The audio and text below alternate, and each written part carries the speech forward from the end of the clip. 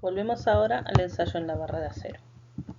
Entonces, dijimos que la máquina, a medida que va haciendo el ensayo, va aplicando una fuerza cada vez más grande y nos va dando como resultado la medición de la fuerza aplicada y el alargamiento obtenido.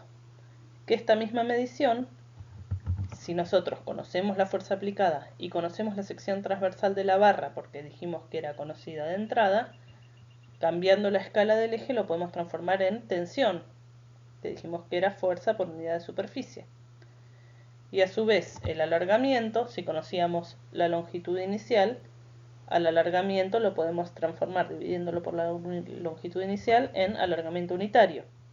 Entonces vamos a obtener un diagrama que en vez de ser de fuerza y alargamiento total pasa a ser un diagrama de tensión-deformación. Entonces el resultado que nos da la máquina de ensayo lo podemos tomar como un diagrama de tensión-deformación o cambiarle la escala de los ejes. Entonces vamos a tener en un eje representada la tensión, que era la fuerza dividido el área, y en el otro eje representado el alargamiento unitario. Entonces, a medida que la máquina va haciendo el ensayo, el resultado que nos va a dar va a ser el diagrama de tensión-deformación. Si el ensayo arranca en el momento que la tensión aplicada es 0, porque la barra todavía no está estirada. Y a medida que avanza el ensayo, se va aplicando una tensión cada vez más grande. Entonces, el primer tramo en una barra de acero, que es lo que estamos estudiando, en el momento que empieza el ensayo, la primera parte del gráfico va a tener esta forma, es una recta creciente. Quiere decir que a medida que va aumentando la tensión que se le aplica, va a aumentar el alargamiento de la barra. Si yo aplico más tensión, tengo más deformación. Y esto es una recta, o sea que el incremento este es proporcional. A más tensión, más alargamiento. A igual incremento de tensión, igual incremento de alargamiento. Es proporcional, esto es una recta. Esto va a ocurrir desde que inicia el ensayo hasta un determinado punto, este punto A. A este punto lo llamamos, la tensión que se genera en este punto A, la llamamos tensión límite de proporcionalidad. ¿Por qué tensión límite de proporcionalidad? Porque es el límite hasta donde se cumple esto de que las deformaciones y las tensiones sean proporcionales. O sea, que el gráfico sea una recta. Si una vez que llegué a este punto de tensión sigo aumentando la fuerza exterior, sigue incrementándose la tensión que se aplica a esta barra, el gráfico que se obtiene en el ensayo ya no va a seguir esta recta. Va a tener un leve cambio de inclinación.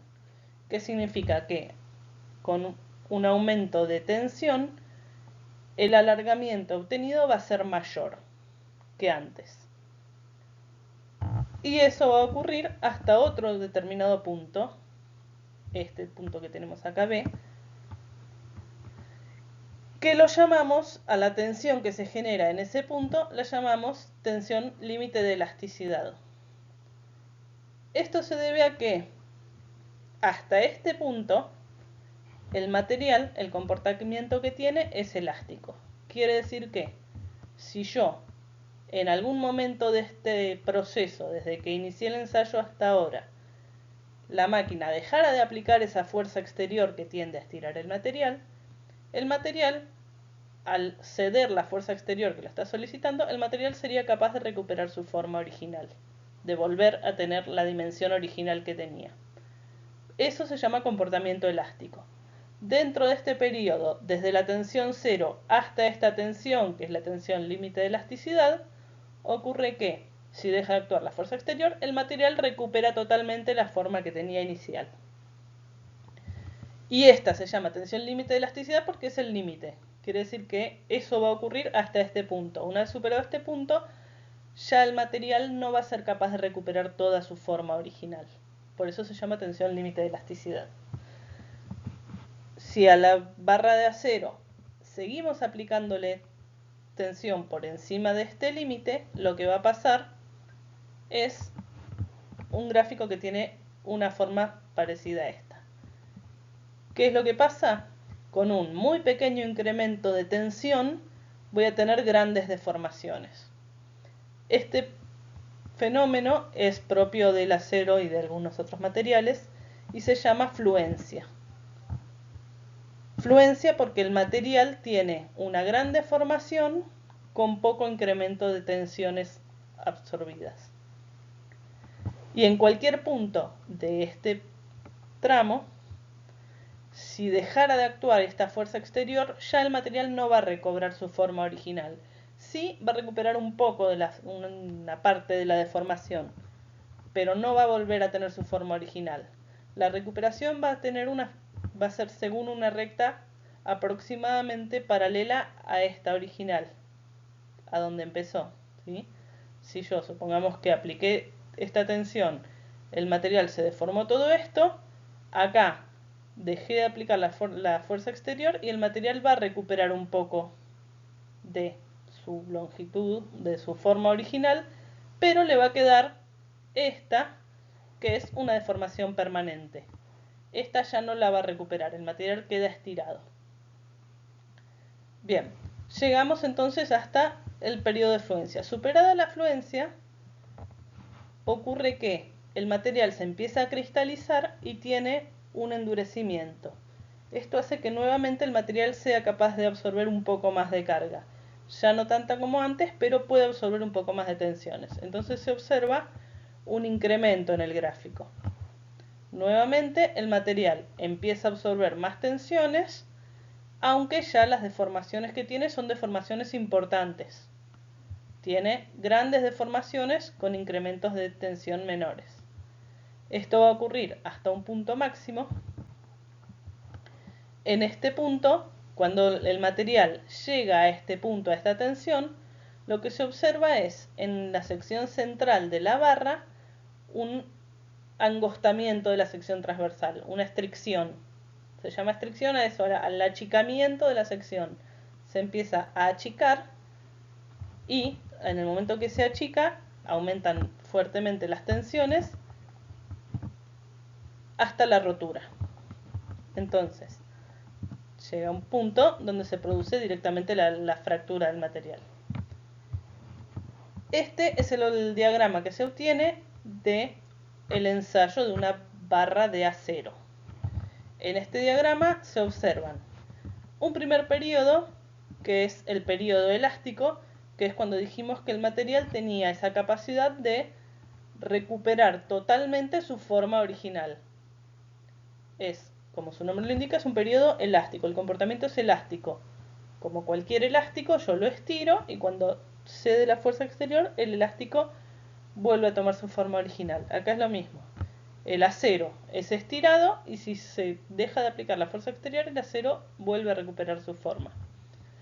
Si se supera esa tensión, sigue este que se lo denomina periodo plástico. Es un periodo plástico porque acá ya tiene deformaciones plásticas, tiene deformaciones permanentes. En todo este tramo ya el material tiene deformaciones que no puede recuperar por más que ceda la fuerza exterior. Y por último, el último tramo de este ensayo, que es el periodo de rotura, que es cuando ya se empezaron a presentar algunas fisuras en la barra de acero y la estricción en la sección central que termina con la rotura de la barra. Siempre cuando nosotros diseñamos, calculamos o verificamos nuestras estructuras, lo que estamos buscando es dimensionarla de forma tal que nuestra estructura, cuando esté trabajando, se encuentre dentro de este periodo, del primer periodo, donde las deformaciones son pequeñas y recuperables. Nunca vamos a querer que esté trabajando en la zona de fluencia o en la zona de rotura o en la zona de grandes deformaciones. Entonces vamos a dimensionar todas nuestras estructuras para que se encuentren acá, dentro del periodo elástico y de proporcionalidad. Dentro de este primer periodo donde se cumple la proporcionalidad entre las tensiones y deformaciones, lo que se cumple es la ley de Hooke. La ley de Hooke expresa que para ciertos materiales, como por ejemplo el acero y otros materiales, lo que dice es esto, que las deformaciones que se generan en un determinado material son proporcionales a las tensiones que las generan. Entonces, la deformación que se genera es proporcional a la extensión que la genera. Y esa proporcionalidad está dada por una constante, que es esta letra E, que se llama módulo de elasticidad o módulo de Young. El módulo de elasticidad es una constante que depende exclusivamente del material del que se trate. No depende de ningún otro factor más de el material y de las características propias de ese material. Y está expresado en las mismas unidades que la tensión, ya que si la deformación unitaria dijimos que era adimensional, que no tiene ninguna unidad, y la tensión estaba expresada en unidad de fuerza dividido unidad de área, entonces esta E, el módulo de elasticidad, está expresado en unidad de fuerza dividido unidad de área, kilos dividido centímetro cuadrado, o milímetro cuadrado, pero siempre en unidad de fuerza dividido unidad de área. Es una constante y depende exclusivamente del material.